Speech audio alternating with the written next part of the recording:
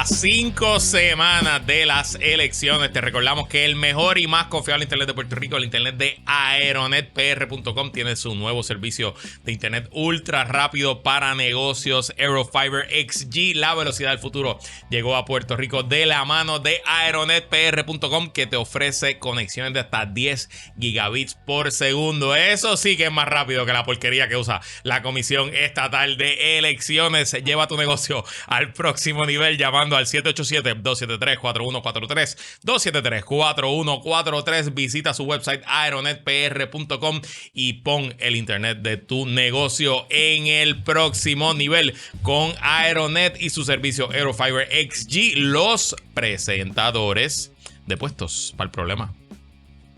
Jonathan Lebron. ¿Qué está pasando? ¿Todo bien? Todo bien, todo bien. ¿Todo bajo control? Mira que se escucha doble, dicen aquí. Yo creo que es que tenemos... ¿Tú tienes el Zoom abierto? No. ¿El micrófono del Zoom abierto? No. En algún sitio. Yo creo que ya. Ok. Anyway. ¿Qué es la que hay? ¿Estás bien? Yo estoy bien. ¿Y tú? Todo bien. Todo bajo control. Estamos a 5 semanas de las elecciones en un season atípico. Sí. Hoy tenemos iZoom.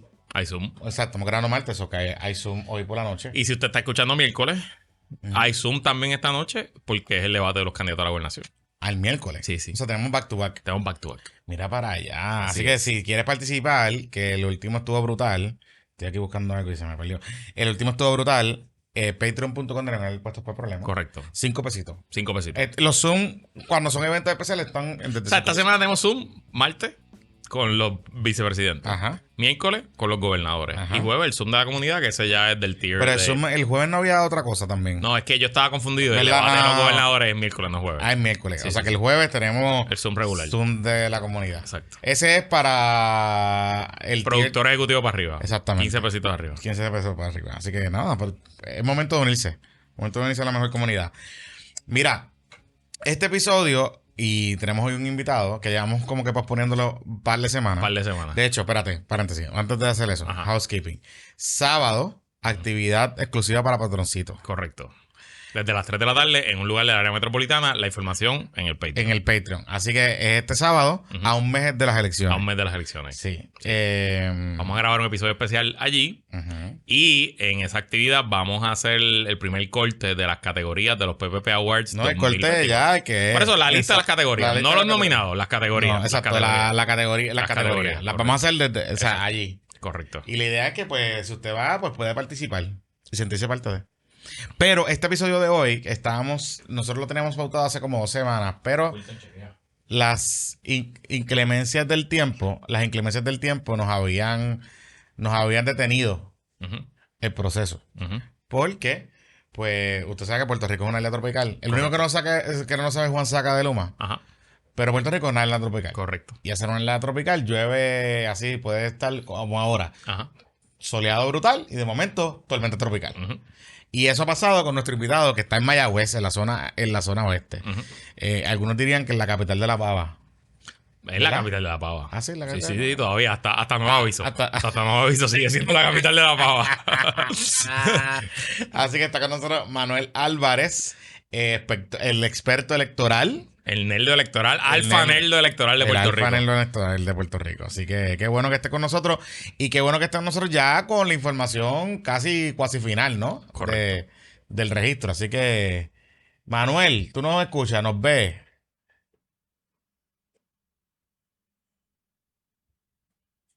Porque Manuel, sí. Yo lo veo por ahí, pero todavía está. No ha pasado nada. Por lo menos no hay lluvia en esta No hay hora. truenos en Mayagüez. No hay truenos en Mayagüez. Digo, hay truenos en la Comisión Estatal de Elecciones. Para el pero- trueno, porque. Estoy escuchando con Ahora sí, ahora sí. Ahora sí. Manuel Álvarez Rivera. Ahora sí. Bienvenido. Ahora sí. ¿Nos escuchan mejor, Manuel? Lo estoy escuchando con eco. Ah, espérate. Pues eso Wilton lo está resolviendo.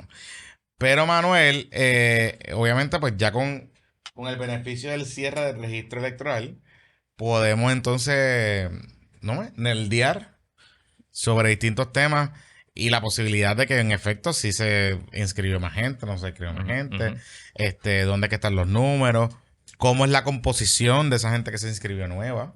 Pero antes de entrar a esos temas, Manuel, quiero preguntarte, y para los que no sepan, Manuel trabajó muchos años en la Comisión de Elecciones como estadístico y todavía mantiene la página eleccionespuertorico.org, que tiene resultados históricos de las elecciones en Puerto Rico hasta el 1932, ¿verdad, Manuel? Algo así. 1920. 20. So, Mira para allá. si usted quiere irse deep, pues ya sabe, eleccionespuertorico.org. ¿Cuándo tú te has ido en esa página? No quiero hablar de esto ¿Tú has ahora. llegado No escucho nada. No quiero hablar de esto ahora. Yo he llegado al 1920. Claro que he llegado al 1920, seguro que ¿Has sí. llegado al 1920? Sí, claro que sí. Sobre todo cuando quiero ver los partidos que existían antes y cómo se convirtieron en otros partidos y ese tipo de cosas, pues he llegado hasta ese inframundo Wow. de la política. De la política 1920 puertorriqueña. es duro. Sí, en 1920 era otra cosa completamente diferente a lo que es ahora. Digo, y nada más se votaba por la legislatura. Porque no se votaba por el gobernador ni el comisionado. Y se votaba por el comisionado residente. Sí, se votaba por el comisionado residente. Manuel Álvarez Rivera, la semana pasada, más allá de estos temas de registro electoral, Bad Bunny, etcétera, etcétera, fuiste parte de una controversia que te traen como experto para hablar del reportaje del Centro de Periodismo Investigativo sobre los muertos que votan, etcétera, etcétera. Nosotros en el episodio del domingo un poco pues tocamos el reportaje y con el debido respeto, ¿verdad?, a las periodistas que lo escribieron, pues tratamos de señalar las fallas en el reportaje. Tu intervención específicamente con Jay Fonseca en su programa de las tardes en Guapa fue un poquito contenciosa, así que quiero aprovechar, darte un turno de privilegio personal para que nos expliques a nosotros qué fue lo que pasó, cuáles son los problemas con el reportaje y qué era lo que tú querías decir allí con Jay que quizás no te dieron la oportunidad. Adelante. Sí, mira, cuando yo leo el reportaje, yo me encuentro con varias cosas que no me gustaron. Una de ellas, una que me llamó la atención fue el señalamiento de la fecha de los electores con fecha de nacimiento del 1 de enero de 1850. Eso, de hecho, a mí me horrorizó porque ya en Estados Unidos una vez hubo una publicación de extrema derecha que trató de levantar ese issue de nuevo también con insinuaciones de fraude, sin entender que esa fecha se usa para casos donde hay datos imprecisos. Por ejemplo, antes de que se usara esa fecha, había hasta electores cuya fecha de nacimiento tenían caracteres, estaban llenos de 99, aparecían nacidos en la época del Imperio Romano. Uh-huh. Y me parece que las periodistas no comprendían el uso de la fecha y también hay ocasiones la del 1 de enero de 1900 como un zafacón estadístico. Cierto es que hay otros casos que no caen ahí, pero yo les cité, por ejemplo, el caso de una electora que en un momento dado aparecía nacida en 1793, pero que ellos no lo vieron porque ya la señora en los últimos meses corrigió su récord electoral y ahora aparece, tal y como anticipábamos, en 1973. Aparece que nació en 1973. Y las reporteras como que no entendieron o no quisieron entender que eso pueden ser errores de entrada de datos, porque no se trata de una persona que realmente haya nacido en esa fecha. De hecho, si no es porque esa electora corrige su caso, ella hubiera sido el poster child del artículo. Una electora nacida en 1793, miren esto. Uh-huh. Pero se salvó de la redada porque hizo el cambio, como ya indicara, en algún momento en el último año. Sí, o sea, y al final, ¿tú crees que hay evidencia en ese artículo o en otros de que hay un problema sistémico de personas muertas votando en Puerto Rico? Puede haberlo, pero las conversaciones que he tenido con otras personas conocedoras del tema electoral es que no es tan amplio, o quizás no sea tan amplio como ellas dicen, porque ellas cometieron el error de, al hacer la consulta contra el registro electoral, dar por sentado que si el elector aparecía marcado como A1, eso quería decir automática y seguramente que votó. Cuando en realidad A1 quiere decir que fue marcado como votante en la depuración de listas de 2020. En la inmensa mayoría de los casos fue marcado como votante porque votó. Pero hay casos donde eso no es así, por ejemplo, y fue un caso que yo le cité, el de las listas extraviadas, que cuando se extravía una lista de colegio y no aparece en depuración, se marcan a todos los votantes en la lista como, a todos los electores en la lista como votantes, como que votaron en la elección. Y si por esas cosas de la vida uno de esos electores había fallecido antes de la elección, pero estaba todavía en la lista, pues iba a parecer como que estaba votando cuando en realidad no fue así. Sí, que al final del día, o sea, lo que parece chocante o escandaloso al principio, pues en muchos casos pudiera tener una explicación. Entonces, pues quizás donde fallaron... pudiera tener una explicación. Exacto, y donde Y fallaron entonces, fue buscar esa después explicación. del reportaje, en vista de a lo que fue a mi entender la parcialidad manifiesta de Jay Fonseca, yo decidí recurrir a colaboraciones para hacer una investigación de los dos casos que ellas citaban y en los dos encontré problemas. En uno, tal y como yo me lo temía, se trataba de una electora que había caído en una lista extraviada y en el otro, el del marido que está vivo, aparece como que él se reactivó en Puerto Rico en algún momento entre 2019 y 2020 y votó y no aparece votando adelantado. Aparece o no aparece solicitando voto adelantado, lo cual sugeriría que votó presencialmente el día del evento. Y de nuevo, las personas que conocen el tema, con quien he consultado, me dicen que es bien difícil que otra persona se haya hecho pasar por él para tramitar la reactivación primero y entonces acudir a votar presencialmente el día del evento. Pero desafortunadamente, Omaya, porque yo no tuve interacción con la otra periodista, se puso en una actitud intransigente y queriendo hacer ver como que yo estaba representando a la Comisión Estatal de Elecciones. Que tú guisas la comisión, que tú guisas la comisión Exacto, sí. y que por eso las estabas criticando. Eso es lo que decía. Sí, sí. En efecto, cuando eso no es así. Y aunque lo fuera, ¿qué? Claro, los números hablan por sí solos. O sea, al final del día... Sí. O sea, pero entonces, aquí en síntesis, o sea, decir que hay 900,000 personas fallecidas en el registro electoral, ¿cuán cierto es? Bueno, ahí hay que recordar que hay un problema legítimo y yo se lo planteé al anterior presidente de la comisión, a Francisco Rosado Colomer, cuando estaba preparando el informe estadístico.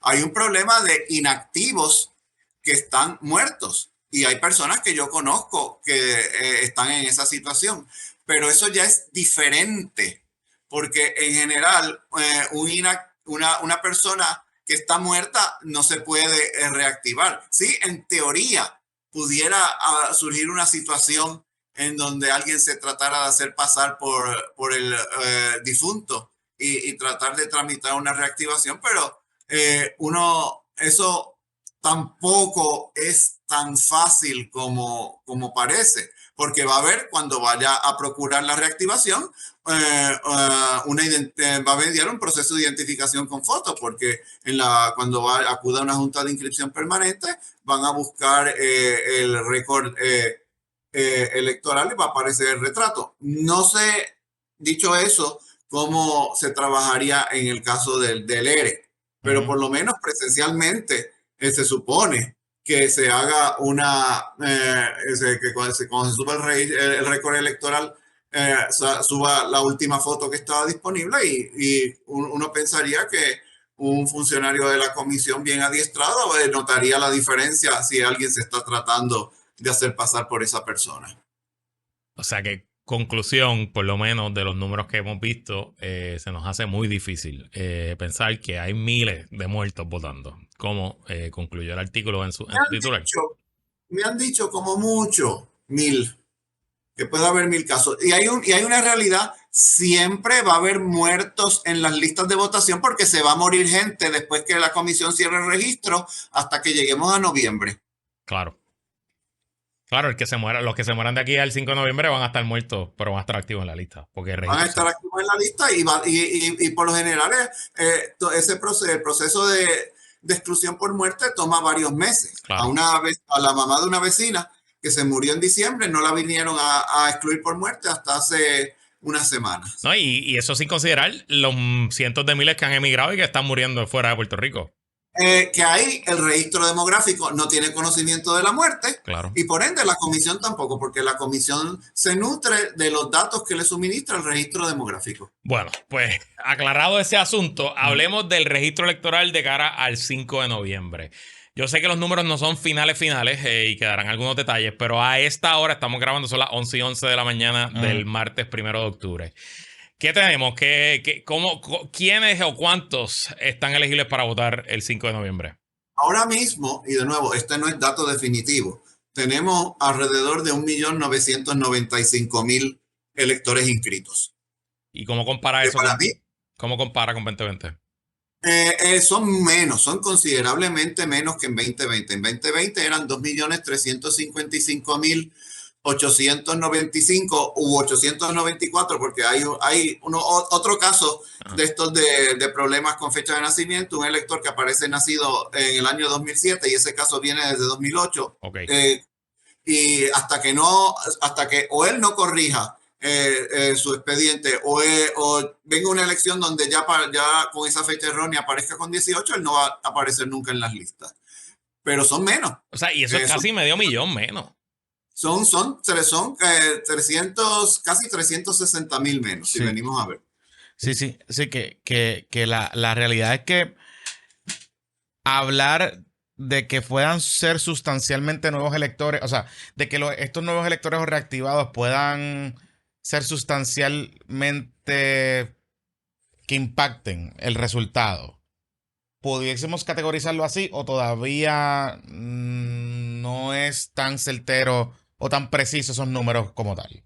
Todo va a depender de cuántos voten. Porque una cosa es que estén inscritos, otra cosa es que voten. Y sabemos una cosa, que aunque el elector nuevo inscrito y reactivado de año electoral va a votar, estamos hablando de que entre los nuevos inscritos y reactivados son 186.000 ahora mismo, casi. Y de eso no solamente de esos 116.000 son de los que se han inscrito o reactivado de febrero para acá. Los otros 70.000 son de enero o antes, y la experiencia previa es que ese grupo es extremadamente abstencionista, sobre todo entre los reactivados.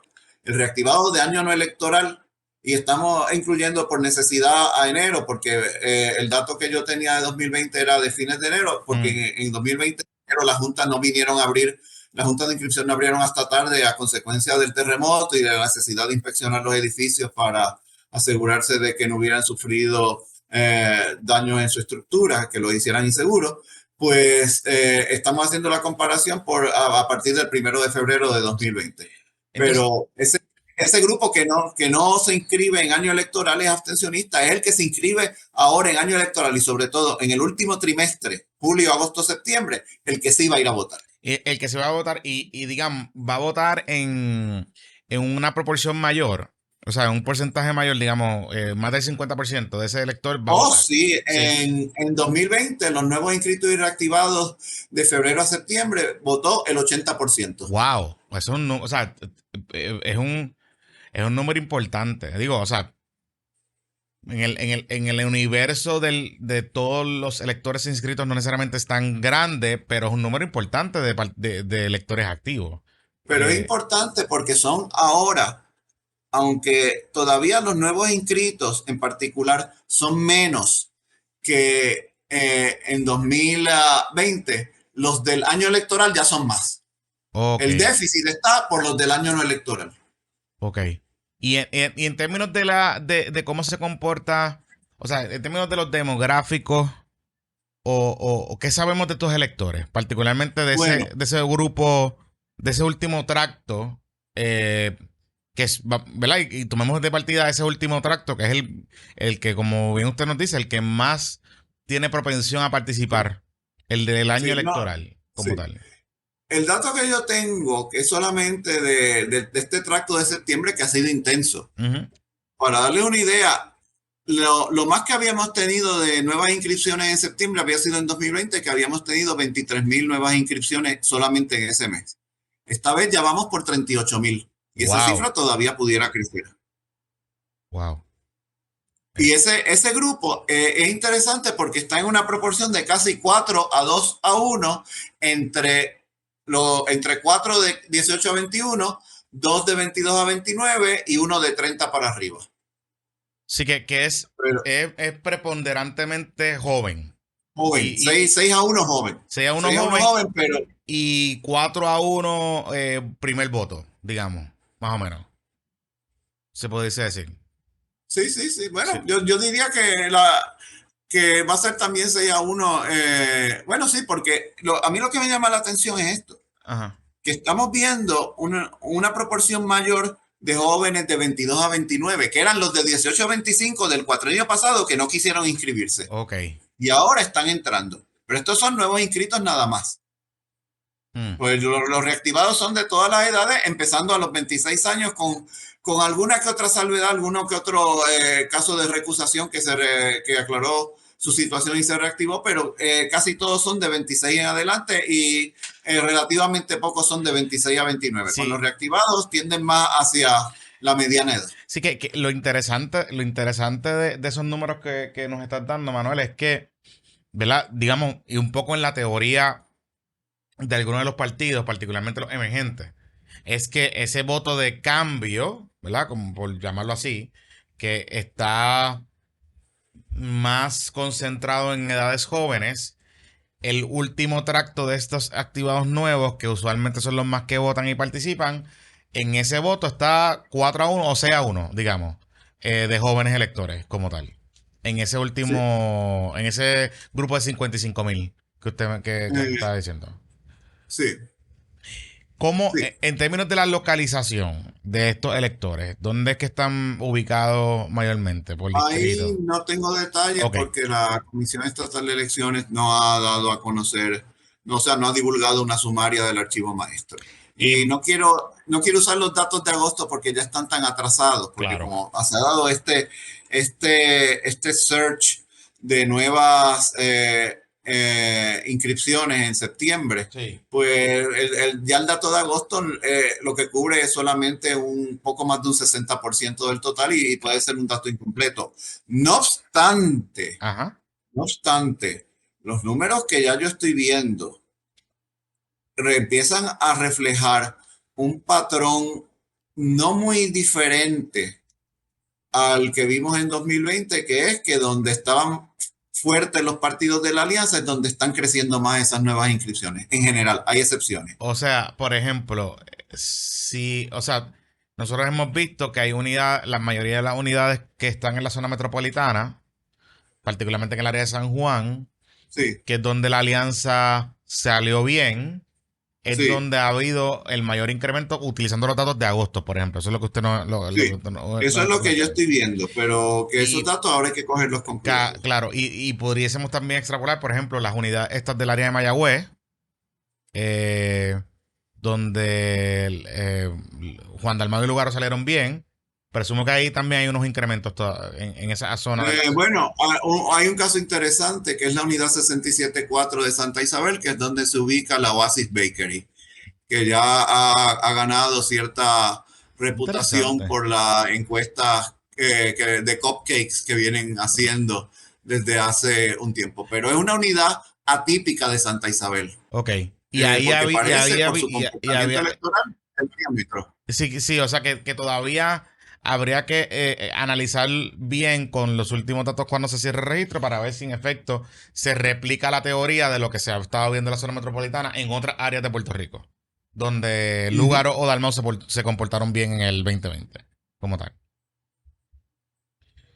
Mira, Sí. yo no sé si le preguntaste porque tuve que salir un segundo, pero esta inscripción de jóvenes, Ya le pregunté. pero no, que si cómo compara con la baja en la población. Le preguntaste. Ah, no, eso no. O sea, porque una de las cosas, ¿verdad? que hemos hablado y mucha gente nos pregunta, ok, hay menos que en el 2020, pero hay menos jóvenes en el 2024 que en el 2020. Sí, pero la baja de población de jóvenes de 18 a 21, y tengo que usar por necesidad el dato de 2023 porque el dato de 2024 no lo veremos hasta más adelante, pasadas las elecciones. Ya.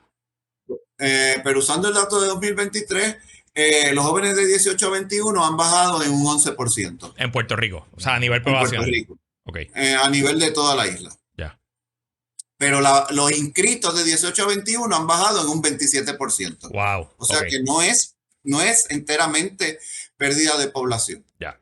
Y entonces alguna gente ya estoy viendo en las redes sociales, en particular en X o Twitter, como se le quiera llamar, que esto indica que es un fracaso de Bad Bunny y de las iniciativas. No es así. Una analogía que yo hice es como un estudiante que lleva sacando malas notas en una clase, pero en el examen final decide hacer un esfuerzo extraordinario y saca una A. Pero al sacar el promedio termina con una C. Sí, el rescate del semestre. Ese ha sido nuestra analogía todo sí, este tiempo. Por eso, pero realmente sí. Pero con C pasa. Está bien, ¿no? Y lo que nos decía Manuel cuando estaba afuera era que en septiembre hubo 55,000. Correcto. O sea, que si hay un impacto de Bad Bunny y todas los esfuerzos que han habido para la inscripción. Y lo más importante es que ese electorado, además de que es joven, es un electorado que tiende a votar. O sea, no es lo mismo reactivarte Sí, fuera del año electoral que el que quiere... Y te pregunto, ¿ya hablaron de los reactivados? No hemos hablado de los reactivados. Ok, Manuel.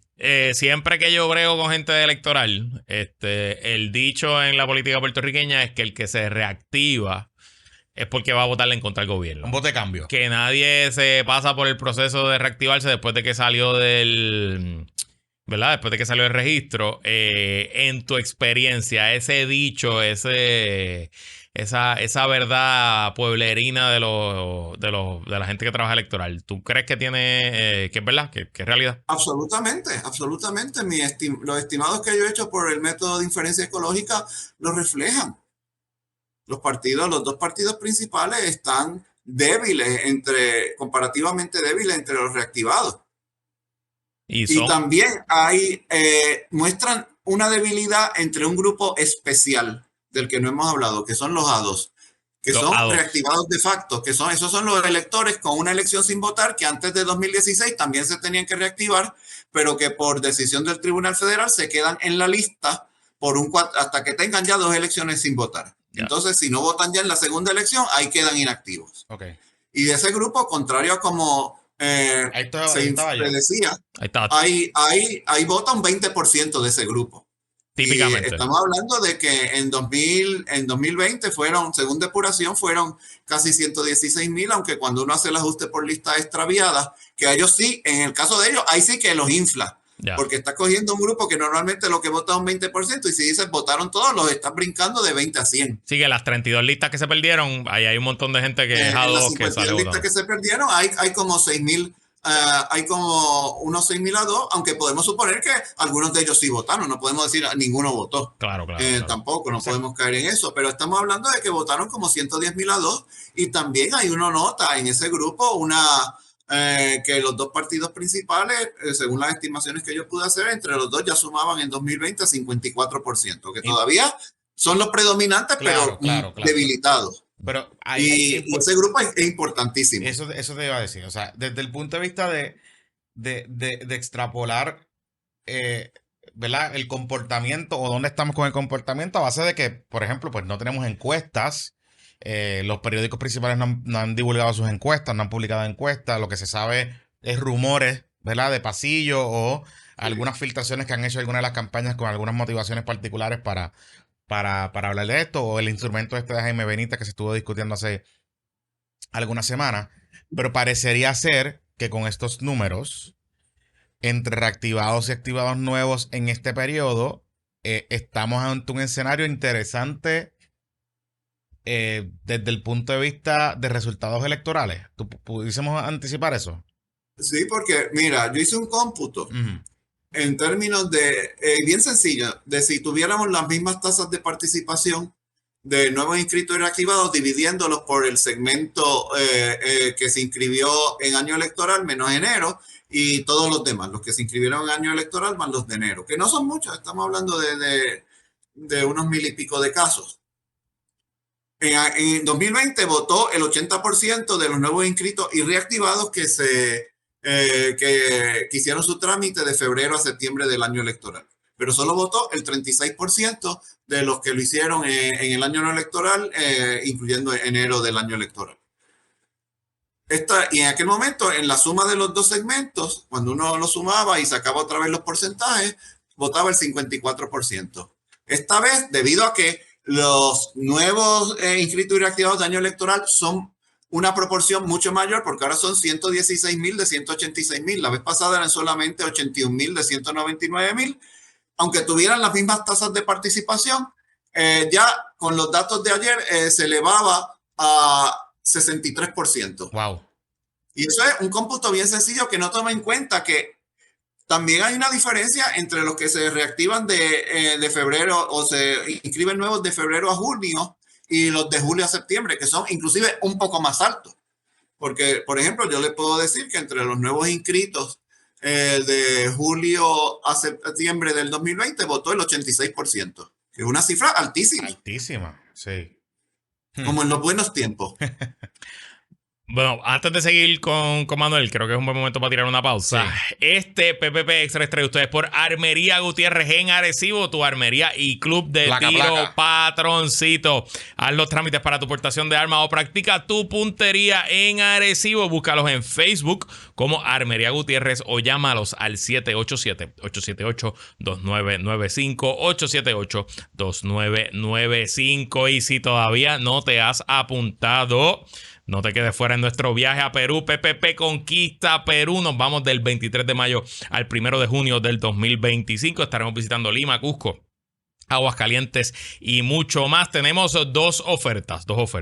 Una, usted se monta con nosotros en el avión desde San Juan y llegamos a Lima. Obviamente, si usted vive en Puerto Rico, esa oferta comienza en habitación sencilla por $2,800, en habitación doble por $2,450. O la segunda oferta, si usted vive en la diáspora, no lo vamos a hacer venir a San Juan para de aquí ir a Lima. Así que usted se paga su pasaje y se encuentra con nosotros en Lima. Esa comienza en $2,250 en habitación sencilla, $1,900 en habitación doble. Los dos paquetes incluyen todas las noches de hotel, todos los desayunos, varios almuerzos, varias cenas, todos los tours, guías en todos los tours y acompañamiento durante todo el viaje. Si compra el paquete con el pasaje, también incluye su pasaje de San Juan a Lima. Vaya usted ahora mismo a podcastppp.com y separe su espacio con $200 de depósito. Recuerde que tiene que hacer su pago completo en o antes del 23 de marzo del 2025. Bueno, ok, ya pasando, ¿verdad?, de estos números en generales.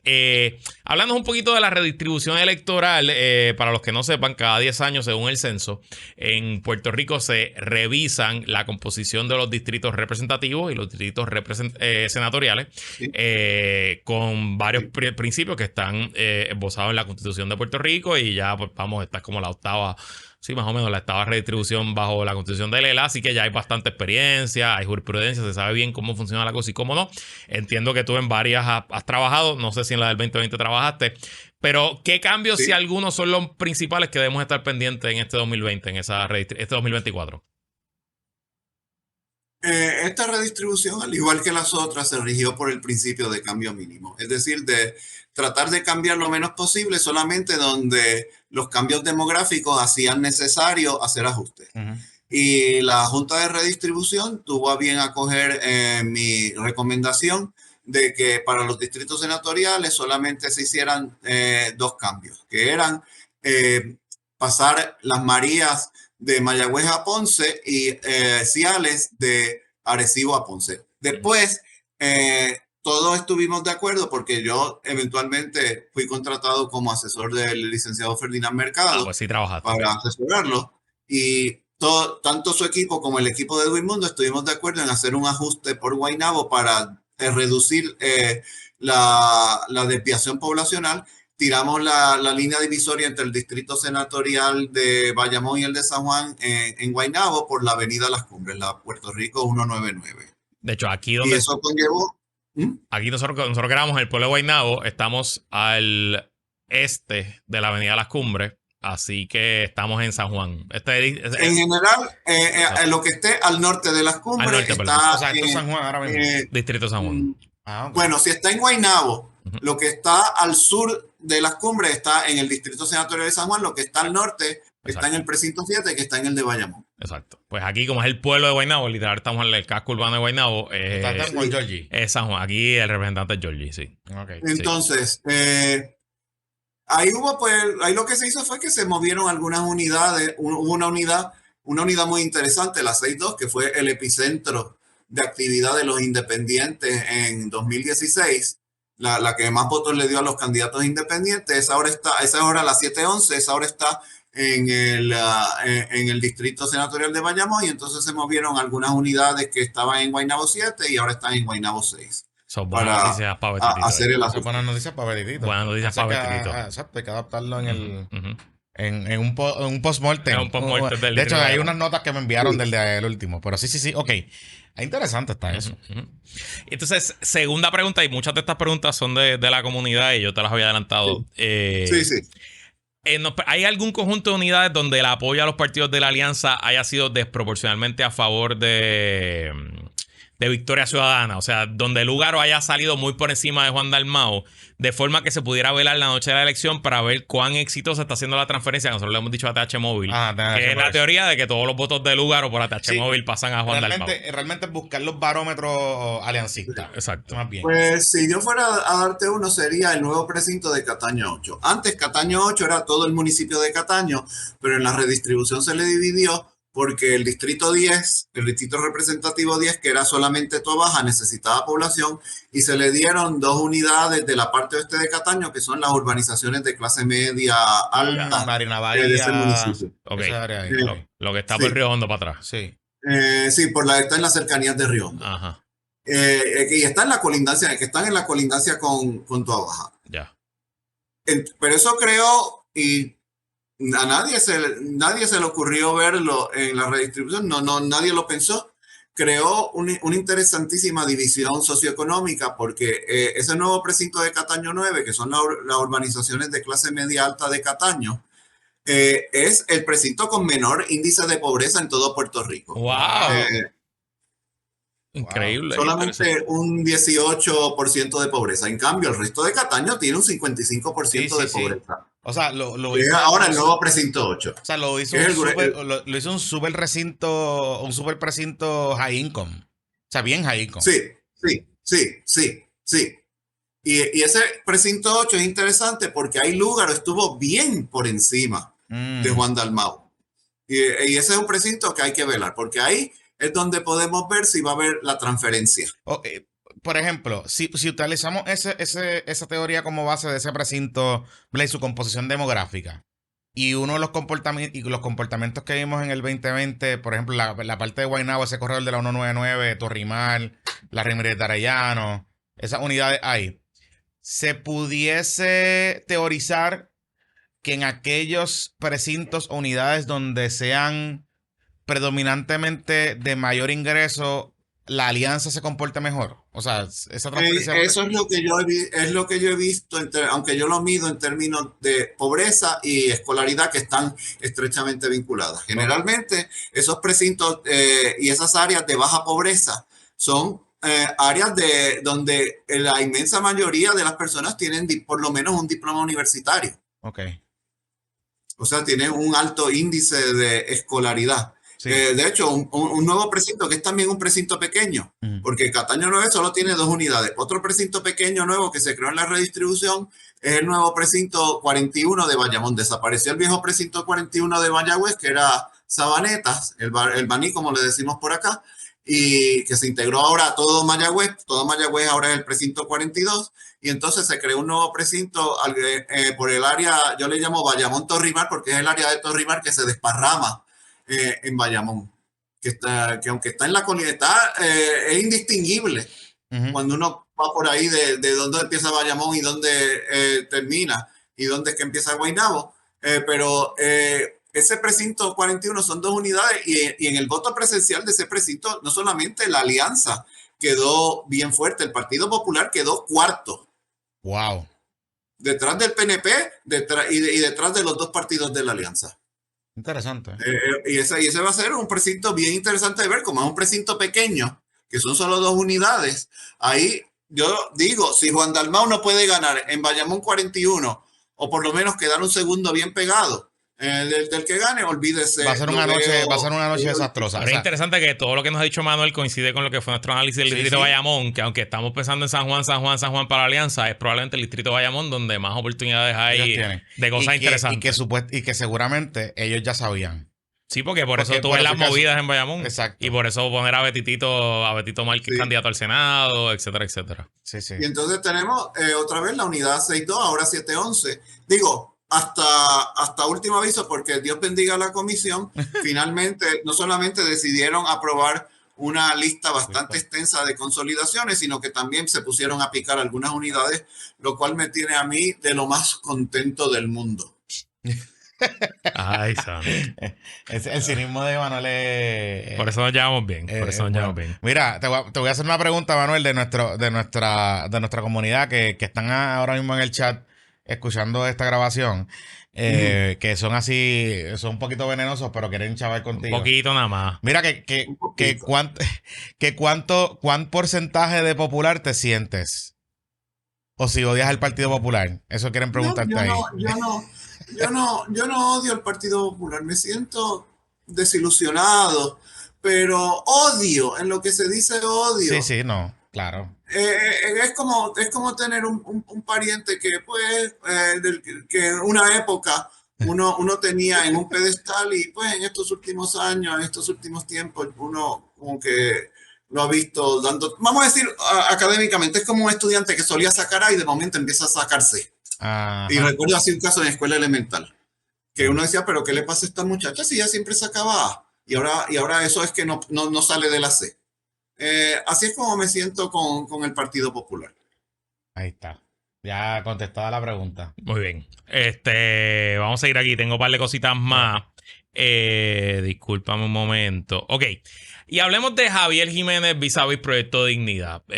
Tú fuiste la primera persona que me trajo la atención que César Vázquez, entonces candidato en el 2020 de Proyecto Dignidad, quedó en tercer lugar en 7 municipios, si no me equivoco. Esa proyección, esa tendencia, ¿tú crees que se sostenga? ¿Tú crees que aumente? ¿Cómo tú lo ves? Y dándote también que presumo que tú pues conoces más de Javier Jiménez que nosotros, porque pues es un alcalde de tu zona. No tantísimo más, pues yo no voy mucho por San Sebastián. De hecho, solamente he ido en años recientes cuando falleció un estimado colega de la Comisión Estatal de Elecciones, una persona, por cierto, muy conocedora, que yo todavía lo extraño mucho. Me encantaría saber qué él tendría que decir si estuviera vivo de todo lo que está pasando en nuestro alrededor. Pero les puedo traer, no sé si conocen, que hubo una encuesta que hizo Radio Raíces hace no mucho, donde para alcalde el PPD aparece con 34%, el Proyecto Dignidad con 30%, el PNP con 29%, el PIB con 6% y Victoria Ciudadana con 1%. ¡Wow! En San Sebastián. En San Sebastián, alcalde, no gobernador, alcalde. Sí. Claro, pero es que Javier Jiménez recibía mucho voto popular. Sí, claro. En San Sebastián. Y su Javier Jiménez, yo hice una vez el análisis de diferencia ecológica. Hay que ver la cantidad enorme de populares que votaron por él. No, y Javier, y hasta de independentistas. Su vicealcalde está corriendo para alcalde de Dignidad. Y el que está por el PNP es un exalcalde que, pues. Con esos números parece que estaría bien cerrado y no se le daría el milagrito a Proyecto Dignidad. Bueno, pero se le puede dar, porque esos números están segundos. El segundo, por eso. Le están ganando. Ahora mismo en segundo, claro. Y hay una observación, esa encuesta la muestra es de 230 personas con un margen de error de un 5%. La alcaldía de San Sebastián carrera entre 3. Ok. Es una carrera entre 3 y hago una observación adicional. Si gana, creo que es Layito, el candidato del PPD. Layito, sí. Sí, él va a ser el Pierluisi de San Sebastián, porque si gana con 34%, va a sacar un poquito más de lo que sacó Pierluisi, y por eso yo le vengo diciendo a la gente desde hace años, no se burlen de Pierluisi porque sacó 33%, porque un día puede ser el candidato de ustedes el que salga con eso y menos, y entonces les va a devolver la burla como un boomerang. Ahí está. Pórtese bien, no se burlen, por favor, no se burlen en el internet. Mira, pero entonces, más allá de la alcaldía de San Sebastián en general, a nivel isla, ¿o qué áreas particulares tú crees que debemos estar pendientes para Proyecto Dignidad? Me gustaría ver Florida, donde sacaron 19% para gobernador. Lo vimos en el episodio pasado. Sí. Florida, Camuy y Atillo, si no me equivoco, son 3 pueblos que terminaron. Bueno, toda esa área entre Aguadilla y Arecibo, pero llegando hasta Adjuntas, Pilares, hay que velarla porque ahí es donde se concentraron los terceros lugares de César Vázquez en las elecciones de 2020. También hay algunas áreas en el este por Naguabo. Hubo unidades en Naguabo donde Proyecto Dignidad tuvo unos resultados excepcionalmente fuertes. Y hay que tener en cuenta otro factor.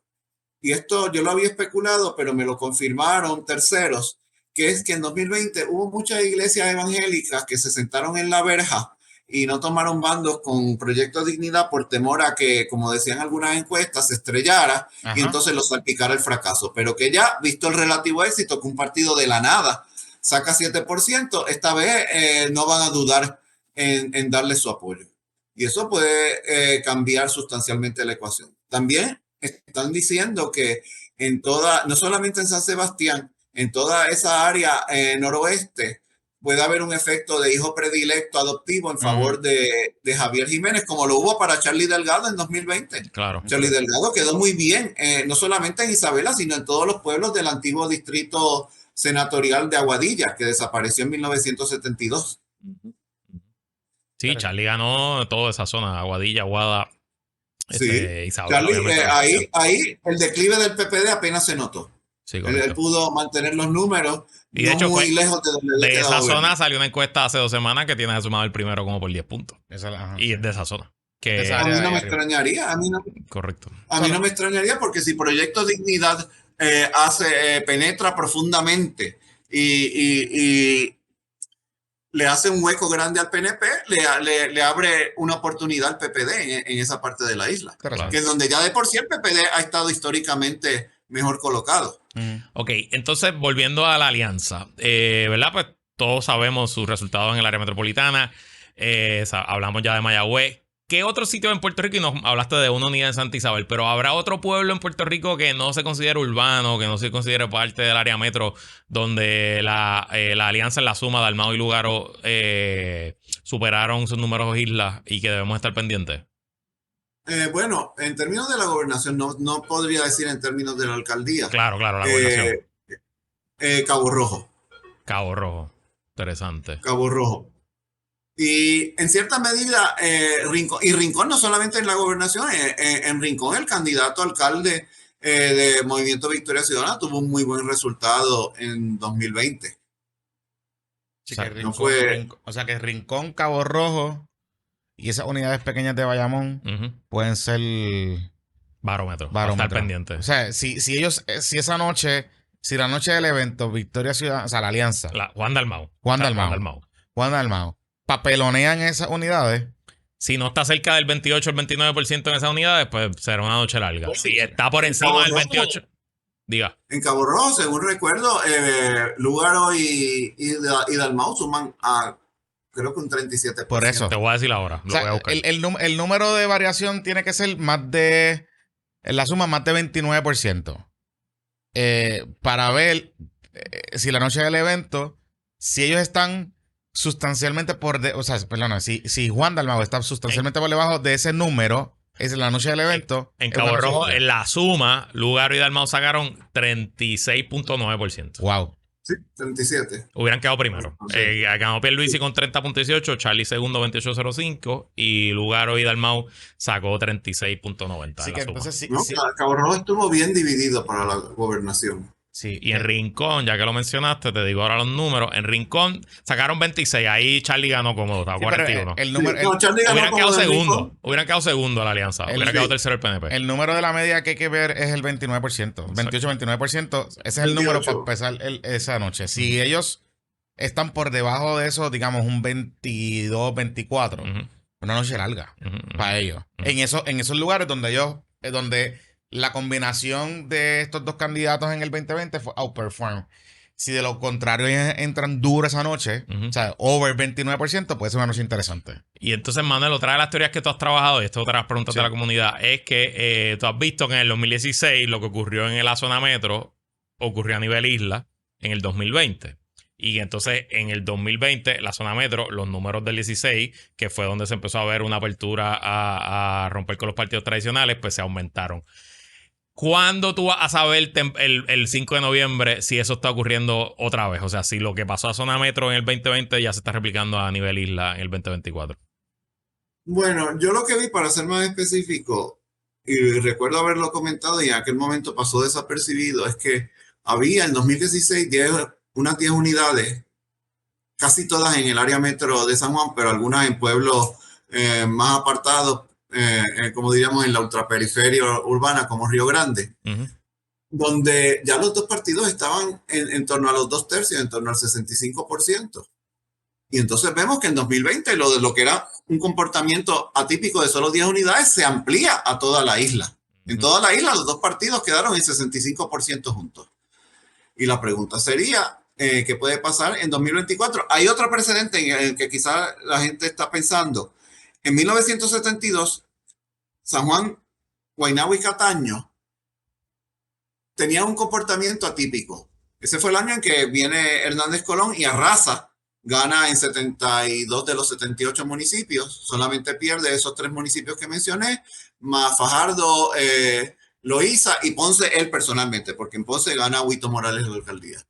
Así que había ese comportamiento atípico de esos 3 pueblos donde todavía el PNP mantenía una ventaja de 4 puntos al desaparecer el Partido del Pueblo y volver sus electores a las huestes populares.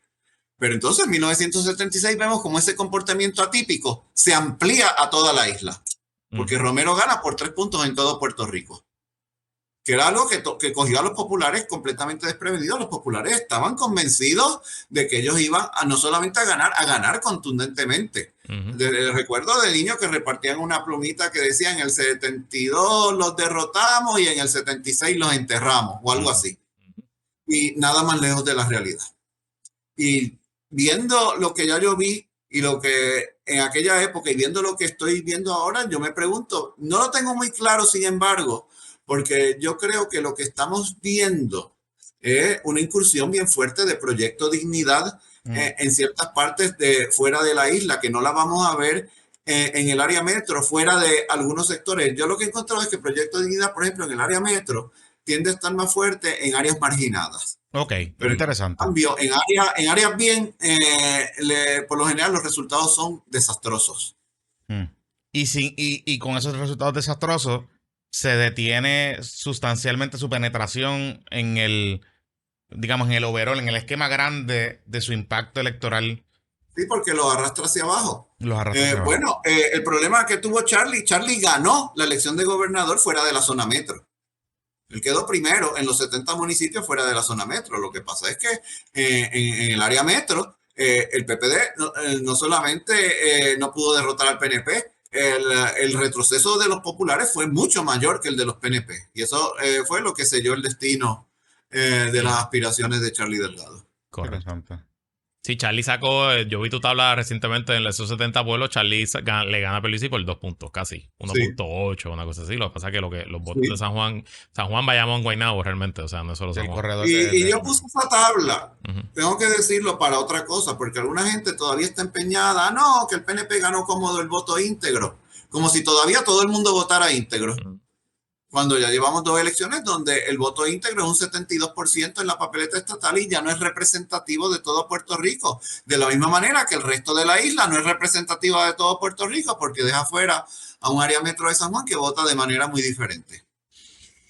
Interesante, sin duda. Vamos camino a una elección más que interesante. Tú vas para la segunda pausa ahora, ¿verdad? Vamos para la segunda pausa. Yo aprovecho porque tengo que arrancar, pero Manuel Álvarez, te dejo en buenas manos para que sigan nerdeando un ratito aquí con el Popo Kidding Resident. Vamos para encima. Sí. Este PPP es traído a ustedes por Select Skincare. Select es una compañía 100% puertorriqueña dedicada al cuidado y rejuvenecimiento de la piel con productos 100% orgánicos derivados de frutas. Select Skincare tiene la solución para múltiples problemas de la piel, incluyendo acné, piel grasa o piel reseca. Además, en Select Skincare nos preocupamos por la salud y el bienestar de tu piel. Por eso, Todos nuestros productos son suaves, no comedogénicos y están libres de ingredientes agresivos que puedan irritar tu piel. Descubre la combinación de ingredientes científicamente probados en Selic Skincare y comienza tu camino hacia una piel más clara y saludable. Visita su página web Selic, eso es S-E-L-I-K, selicskincare.com, y descubre cómo Selic Skincare puede ayudarte a decir adiós al acné de una vez y por todas. Y si quieres probar y ahorrarte unos chavitos, utiliza el código PPP para que te lleves un 10% de descuento en su tienda online en selicskincare.com. Recuerda que tu piel es tu mejor accesorio. Protégelo con selicskincare.com. Bueno, regresando al tema, uno de los grandes enigmas de esta elección es la papeleta legislativa. Yo sé por experiencia que hacer encuestas de papeleta legislativa es casi un fool's errand, que realmente no hay manera de uno saber, sobre todo elecciones de acumulación, etcétera. Adicional a eso, tenemos más candidatos que nunca en nuestra historia, por lo menos en nuestra historia moderna. Tenemos candidatos independientes, tenemos candidatos en alianza que no están corriendo, ¿verdad? Están corriendo en partidos distintos, pero se le está instruyendo a las personas cómo votar. En el 2020, si no me equivoco, hubo 36,000 papeletas dañadas en el voto al Senado por acumulación. Ese número debe subir, ¿verdad? Bueno, yo quisiera que bajara, pero el gran problema que tenemos es la cantidad de gente que no entiende el sistema de elección por acumulación y lo confunde con primaria. Dice, porque en primaria yo voto por 6. De hecho, el otro día un muchacho me dijo, no, porque si voto íntegro acumulan todos los 6. Yo le dije, eso no es así, eso es obvio. Eso se puede desprobar de una manera bien obvia. Si acumularan todos, tú verías a todos sacar por lo menos la cantidad de votos íntegros que sacó el partido y además, como alguien más dijo, no tendrías que estar cambiando el orden de los candidatos por precinto, porque no sería tan problemático como lo es cuando solo acumula uno, porque si pone a uno acumulando en toda la isla, pues digo, ahora ha cambiado un poco con la cuestión del voto mixto y por candidatura y su auge, sobre todo en la papeleta legislativa, pero los dos partidos principales no pueden poner al mismo candidato en la posición que acumula en toda la isla porque va a dejar a todos los demás en ropas menores. Claro. Es más, en el 2020, Héctor Ferrer hizo eso con todo y que no acumulaba en toda la isla. Yo tuve incluso a una vecina que vino a que yo la ayudara a votar por correo. Ya aquí quería votar por Héctor Ferrer. Yo le dije, no haga eso, por favor, porque le va a quitar un voto a Jesús Manuel. Y Jesús Manuel es el que acumula aquí. Al final, prácticamente, digo, ella lo aceptó, pero vamos a decir que fue como una suerte de imposición suave. Claro, claro. Y la gente pues no entiende eso y se creen que pueden votar por más de uno y dañan ese renglón y también el de representantes por acumulación. Y yo, a mi entender, una razón por la cual dañaron más el de senadores fue porque estaba Vargas Pidot. Ya. Porque en la Cámara no había un independiente en aquella elección. Ahora, en esta sí lo va a haber. Y hay dos independientes en el Senado y hay los candidatos right-in que están haciendo campaña right-in, que le añade otro nivel de complejidad más. Y entonces lo que yo he encontrado, y esto voy a aprovechar, esto es una querella que llevo desde hace años y estoy tratando de hacer todo lo posible por ver cómo se puede subsanar este año. Las máquinas de escrutinio electrónico cuentan los votos mixtos y candidaturas que recibe cada candidato, pero nunca se divulgan. Yo los pude conseguir en 2020 por azar del destino para el municipio de Barranquitas y son bien reveladores. Pero, ¿y cómo la gente? Bueno, explica eso y después cómo los conseguiste. Sí. Okay. La gente que vota mixto es más cuidadosa. Okay. Es menos propensa a dañar los renglones de acumulación. Son los que votan por candidatura los que son mucho más propensos a dañar esos renglones. Y cuando tú dices candidatura, es alguien que vota bajo la insignia de su partido y luego va y escoge otro. Candidatura es que no vota bajo ninguna insignia, que vota por candidatos sin darle el voto bajo insignia a ninguno de los 5 partidos. Ya. Entonces, pues el que vota bajo una insignia. Mi explicación a eso, que el que vota bajo insignia y sabe que va a salirse de su insignia para votar por alguien, ya viene estudiado y pensado. Porque como sabe que está saliéndose de la línea, pues sabe cómo lo va a hacer. Es posible, pero hay una diferencia en Barranquitas clarísima. Digo, puede argumentarse, pero eso solo Barranquitas, una golondrina no hace verano. Tal vez, pero me parecería curioso que ese fenómeno no se diera en otros pueblos de la isla. Aquí nos dice alguien de la comunidad, o sea, que el elector inteligente es el que sale más bruto. No digas eso, chico, no digas eso. Bueno, yo he notado diferencias socioeconómicas Ok. en ese asunto. Yo he notado, por ejemplo, yo hice el estudio para ahora que están separados Cataño 8 y 9, con la ventaja de que en Cataño 8 y 9 también la división correspondía a colegios de la unidad 74 de voto adelantado presencial en precinto, que no solamente pude hacerlo por el colegio regular, pude traer a bordo a los seniors de la unidad 74, los que fueron a votar presencialmente el día 31 de octubre. Y yo noto una diferencia bien clara. Los sectores donde hay menos pobreza, mayor escolaridad, uno ve una menor incidencia del mal votado en esos cargos por acumulación. En cambio, en los sectores donde hay menor escolaridad, mayor pobreza, ahí es donde se dispara. Ya. Y te pregunto en cuanto a dividir los senadores por distrito que está haciendo la alianza. Hubo un caso interesante que el distrito de Arecibo en el 2020, donde Dignidad solamente tiró un candidato al Senado. Nosotros lo analizamos en el episodio anterior, que aunque ese candidato sacó apenas creo que 17,000 votos, hubo 36,000 votos en blanco en el Senado por el distrito de Arecibo. Específicamente, que mi teoría es de gente que votó por la Dignidad y dejó el otro voto en blanco.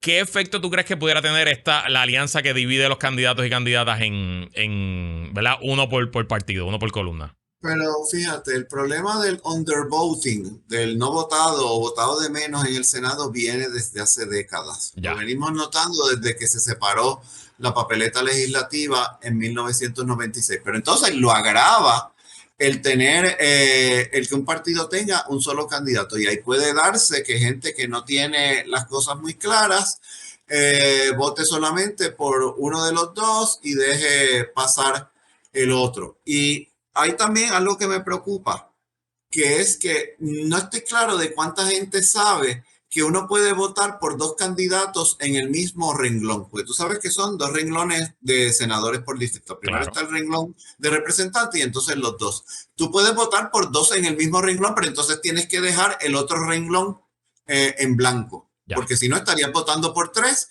y ahí mal votado para los dos cargos senatoriales por distrito. Pero no sé hasta qué punto ese detalle peculiar se conoce. Sí, es interesante. Y pudiera tener un efecto adverso. Sí, es un reto. Yo creo que de todas las movidas que hay que hacer de cómo explicar para votar, esa división de los senadores por distrito es probablemente la más complicada. Pero yo de momento, fuera de San Juan y quizás Bayamón, veo los prospectos de los candidatos senatoriales por distrito de la alianza inciertos en el mejor de los casos. Sí, yo estoy de acuerdo también, ¿verdad? Digo, de nuevo, casi meten una senadora en San Juan en el 2020 en Rosasegui, casi meten una representante por distrito en Eva Prado en el 3. Yo pensaría que una buena noche para la alianza arranca metiendo a Rosasegui y a Eva Prado. Igual, yo pienso igual. Incluso y metiendo a Manuel Natal, alcalde de San Juan. O sea que obviamente habrá que ver un poco cómo se va el asunto. Mira, y te pregunto, ya que estamos hablando de alcalde, una diferencia notable, sobre todo de Proyecto Dignidad, en esta elección versus el 2020 es que Dignidad cuenta con casi 60 candidatos a alcalde.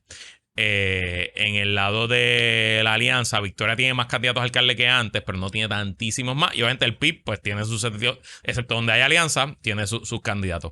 ¿Qué efecto, si alguno? Porque, ¿verdad? Siempre se habla y se menciona que son los alcaldes los que movilizan, son las campañas a la alcaldía las que generan más pasiones a nivel local. ¿Qué efecto, si alguno, tú crees que tendría que haya más candidaturas a alcaldes que nunca antes? Bueno, yo creo que para el PNP las candidaturas de Proyecto Dignidad deben ser un dolor de cabeza, porque Proyecto Dignidad habla más del PNP que del PPD. Hay sí conservadores sociales en el Partido Popular, pero no son tantos, porque el Partido Popular es un partido de centro. Y yo, como popular de toda la vida, te puedo decir, el elector popular es una persona eminentemente moderada. Muchos populares no ven con buenos ojos a Proyecto Dignidad, lo consideran un partido de extrema derecha. Pero en cambio, en el PNP, históricamente, pues tenía a esa extrema derecha. Es como decía Mariano Rajoy hablando del Partido Popular de España, en una época antes de que surgiera Vox. La verdad es que tenemos muchos fachas en este partido. Pero entonces cuando vino Vox, se los llevó. Claro, claro.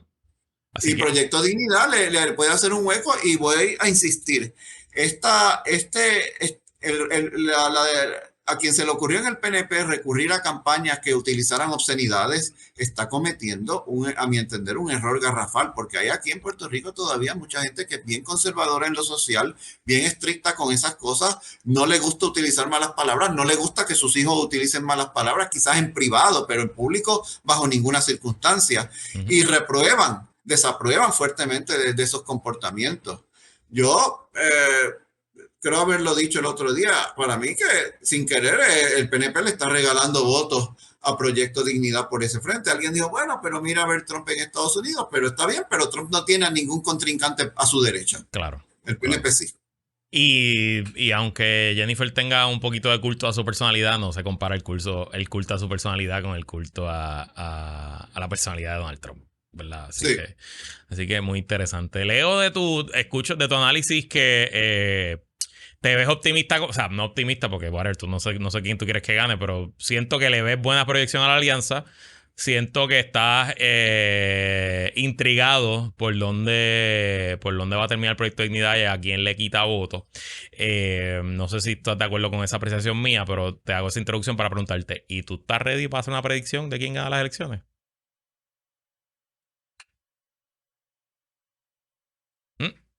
Se congeló, lo perdimos. Perdimos a Manuel. Momento dramático. Ahí está. Disculpa, ¿escuchaste la pregunta que te hice? No, porque fue que entró una llamada y estoy usando el internet del celular, porque como está al lado, es más práctico que el de Claro. Ok, bueno, pues no menciones esa porquería de compañía, que el mejor internet de Aeronet, cámbiate. Mira, sí. Ok, pues te hago la pregunta completa desde el principio. De tu análisis del ratito que has compartido aquí, te noto que proyectas o parecería que crees que la alianza puede tener una buena noche. Segundo, te noto intrigado con Proyecto de Dignidad y quizás es la gran enigma de la noche. Pienso, ¿verdad? De lo que te escucho y también que te leo todos los días en Twitter, que crees que el PNP y el PPD van a continuar su camino en descendencia. Habiéndote dicho eso, primero, ¿estás de acuerdo con mi apreciación de lo que creo que estás diciendo? Y segundo, ¿te atreves a dar una predicción? No, estoy en general de acuerdo. Yo he hecho una conjetura, algo, y lo he dicho públicamente, no es una predicción, es un comentario que le hice a un vecino, no es una predicción.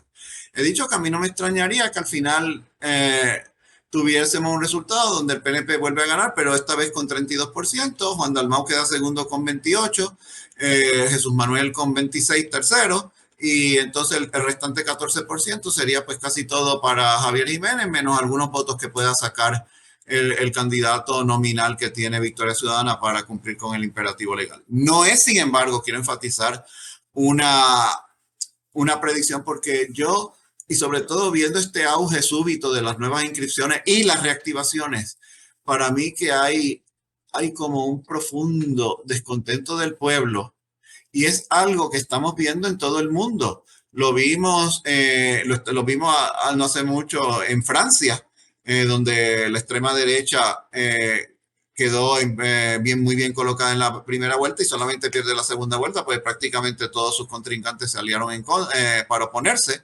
Lo hemos visto más recientemente en elecciones estatales en Alemania, lo vimos el domingo en la elección en Austria, donde la extrema derecha quedó en primer lugar y los dos partidos históricos del bipartidismo austriaco, el Partido Popular de allá y el Partido Socialdemócrata, ya juntos apenas tienen una mayoría absoluta y según recuerdo ya ni llegan a un 50% de los votos entre los dos. Hay un profundo, vivimos en un mundo convulso y en este mundo en que vivimos, y sobre todo en Puerto Rico, donde hay, a mi entender y sin lugar a dudas, una crisis económica, esas crisis abren puertas que parecían estar firmemente cerradas. Y yo entiendo que la alianza puede, como mínimo, lograr por lo menos un tercer lugar fuerte, no muy lejos de lo que sumaron Dalmau y Lúgaro en 2020. ¿Pudiera ganar? Tal vez eso lo veo más difícil. ¿Pudiera quedar segundo? Yo entiendo que pudiera.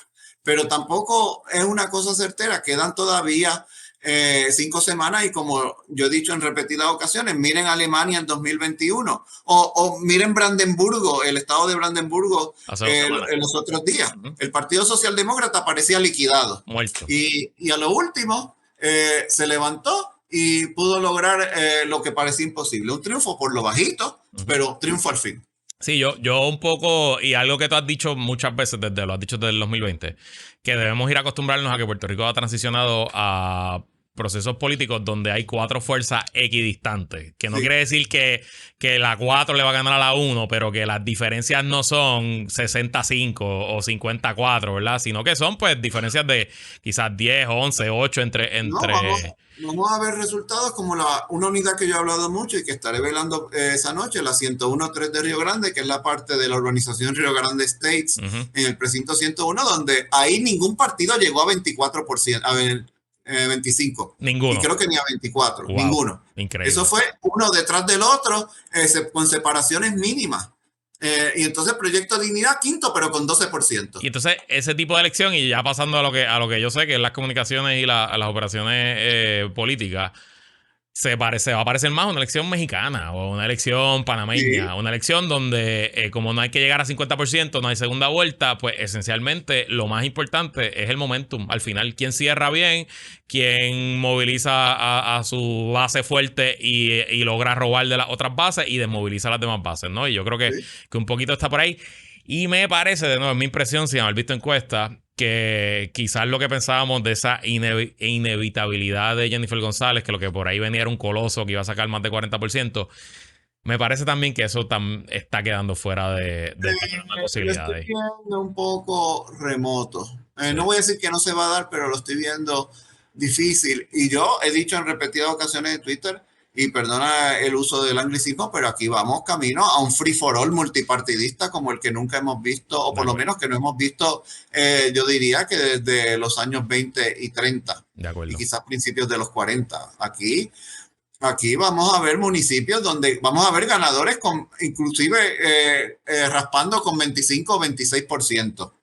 Como que es lo que tú acabas de explicar. De acuerdo. Como uno está viendo en algunas elecciones en países de Latinoamérica, como México, en algunos casos. Entonces, la cuestión es que en esos casos el sistema mayoritario, que es el que utilizamos para elegir a nuestros legisladores, se torna sumamente errático, porque ya no hay 2 partidos fuertes. Y puedo decir, por ejemplo, algo así se veía en Irlanda del Norte cuando...